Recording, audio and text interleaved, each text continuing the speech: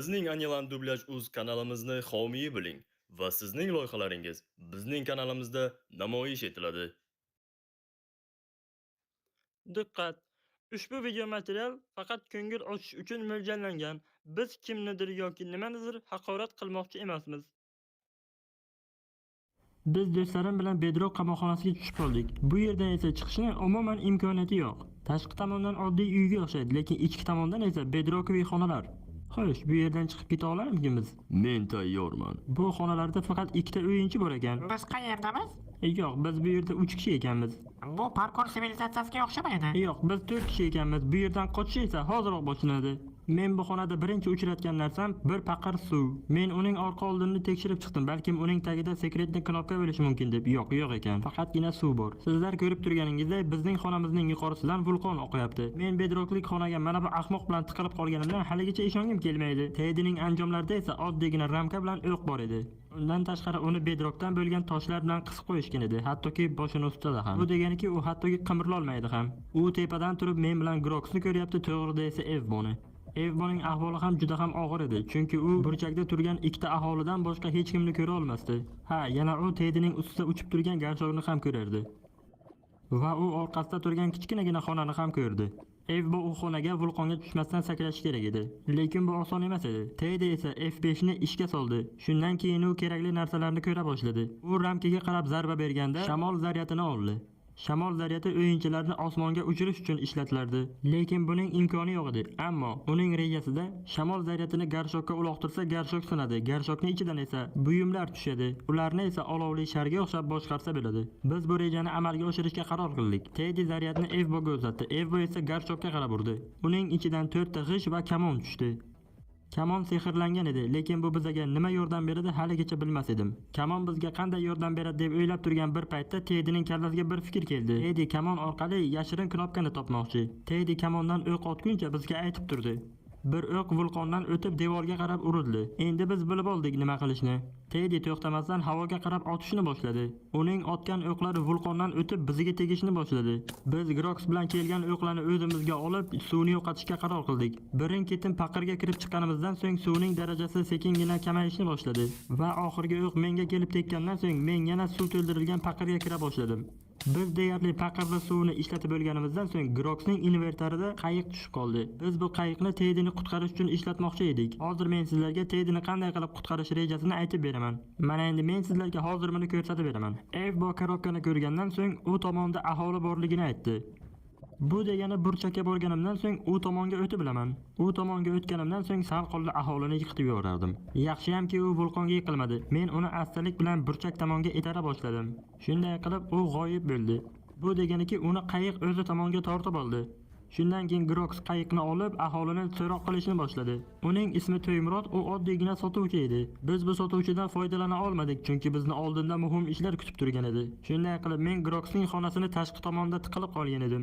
Keyingi ishimiz Teddyni qutqarish bo'ldi. Men qayiqni qo'ygan holda u tomonga o'tib olishim kerak edi. Qo'yli, ko'zlarimga ishonmayman, men buni uddaladim. Biz Teddyni Bedrock qamoqxonasidan qutqardik. Keyin esa biz nima qilishni o'yladik. Yaxshiyamki hammaning aqli shu joyda, o'z ishining ustalari edi. Menga soliq to'lashni bugunoq boshla.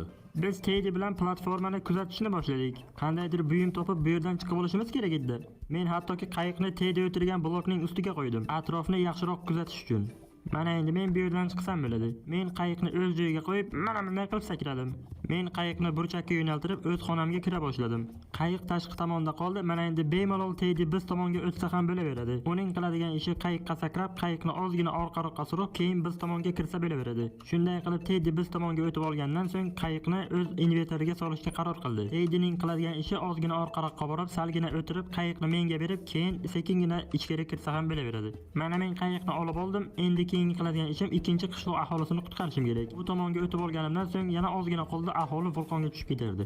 U vulqonga tushib ketmasligi uchun men ehtiyotkorlik bilan harakat qila boshladim. Men uni asta-sekinlik bilan qayiqqa itarishim kerak edi. Mana endi Groxning xonasida ikkita qishloq aholisi bor. Uning ismi Dadajon edi, u g'ish quyuvchi bo'lib ishlardi. Chunki Teddyda 4 ta g'ish bo'laklari bor. Shunday qilib biz Teddy bilan tashqari tomonga qolib ketdik. Xullas bizning rejamiz o'sha edi. Grox Teddyga qayiqni berdi va Teddy qayiqdan foydalana boshladi. Xullas meni keyingi qiladigan ishim men bir balo qilib Teddyni oldiga o'tishim kerak edi, lekin men professionalman. Men buni osonlikcha uddaladim. Men qayiqqa o'tirib oldim, lekin qayiq nimagadir noto'g'ri qo'yilgan edi. Xullas biz Teddy bilan bir sakrab qayiqni o'z holiga qaytardik. Xullas biz hamma ishni chiroyli bajarib ichkariga kirib oldik. Xullas biz Grox bilan bir xonada oldimizga ikkita qishloq aholisi bor edi. Teddy bizga o'z narsalarini bergandan so'ng biz nima qilishni o'ylay boshladik. Biz bu ishga jiddiy yondashib, Grox bilan nima qilishni, qanday qilishni o'ylay boshladik. Men tushunmayapman. La'nati, sen nega haligacha menga soliq to'lamayapsan? Ey la'nati, o'zingni bos, nimalar qilyapsan? To'g'ri, bizda hattoki reja ham yo'q edi. Biz g'ishtlarni temirga almashtirdik, lekin bu bizga nima foyda beradi bilmadim. Xullas men qayiqqa o'tirib burchaklarni qaray boshladim. Bizga kerak bo'ladigan biror narsa topib olarman deb. Men mana bu oxirgi burchakka bordim, chunki bu yerni biz tekshirmagan edik. Lekin men u yerda nimadir borligini bilmagan edim ham. Lekin men u xonadan teleportatsiya qilib boshqa xonaga o'tib oldim. Men qayiqdan tushganimdan so'ng menga la'nati skelet hujum qila boshladi. Men uzoqroqqa borganimdan so'ng men bu xonani yaxshiroq tekshira boshladim. Bu shunchaki uzun va baland xona edi. Xonaning oxirida balandligi 2 blok keladigan boshqa xonaga o'tadigan yo'lak bor edi. Men birinchi o'zimga o'q otib, ikkita blokning ustiga chiqib, u tomonga o'tib olmoqchi edim.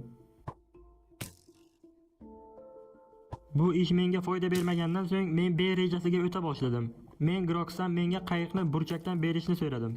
Shunday qilib men qayiq orqali bu yo'lakchaga o'tib oldim. Keyin men qayiqdan tushib, qayiqni o'zimga olib qo'ydim. Keyin men skeletga yaqinroq borib, uning ismi nima deb yozilganligiga qiziqa boshladim. Uning ismi 1-1 yozilgan edi. Keyin u la'nati yana menga o'q ota boshladi. Xullas men yangi koridorga kirgandan so'ng uni o'rgana boshladim. Koridorning oxirida esa olov yoqilgan yozuv bor edi. Unga yozilishicha har bir shovqin portlashga olib keladi. Men asta-sekinlik bilan oldinga yura boshladim. Keyin esa menga 100 talik yutuqqa ega bo'lding degan yozuv chiqdi. Bu deganiki harakat sensorlariga yaqin keldim degani. Agar ortiqcha shovqin chiqaradigan bo'lsam, bu yer portlab bumniga kirib ketaman. Oldimda yonib turgan olov, uning tagida dinamitlar bor edi. Bu yerdagi yonib turgan gulxanlar juda ham ko'p edi. Muammo shunda ediki, agar men bitta gulxanni bosib olsam, meni jonim juda ham tez ketadi. Bu degani bu yerda shovqin ko'p bo'ladi degani. Xullas men oldinga bora olmayman. Shuning uchun men nima qilishni tushuna boshladim. Bu ikkita qishloq aholisi bilan bog'liq ekanligini bildim. Ular bilan kelishuvimiz bor edi. Ikkita dubulg'iga bitta temir oyoq kiyim va mana bu g'ishtlar va temirlar bilan albatta. Oldin men bunga e'tibor bermadim, keyin esa sekin-sekinlik bilan tushuna boshladim. Birinchi qiladigan ishim men Groxga g'ishtlarni berishga qaror qildim. Bizni keyingi qiladigan ishimiz sehrlangan kitobni topishimiz kerak edi. Bu qiyin, chunki bizga temir dubulg'a yo'q edi. Lekin biz temir dubulg'ani qanday qilib yasash yo'lini topdik. Grox bitta aholini urgandan so'ng aholini kallasi ishlay boshladi. Keyin bilsak uning himoya nimchasi bor ekan. Lekin bu aholi savdo-sotiqni umuman tushunmas edi. Uni bu yerda ushlab o'tirishning foydasi yo'q. Shunday qilib Grox dadajonni bilmasdan o'ldirib qo'ydi. Biz uning dubulg'asi bor deb o'ylabmiz. Mana endi biz keyingi aholi bilan savdo qilsak ham bo'ladi.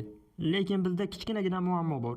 Chunki menda oyoq kiyim yo'q edi uni sehrlash uchun. Lekin biz bir narsani bilib oldik. Aholi har doim himoya vositasini kiyib yurar ekan. To'yimrodni savdo-sotiq qilishga narsasi qolmagan edi. Grox uni ham o'ldirib qo'ydi. La'nati, sen menga baribir soliq to'lamas eding. Va biz haq bo'lib chiqdik. Grox oyoq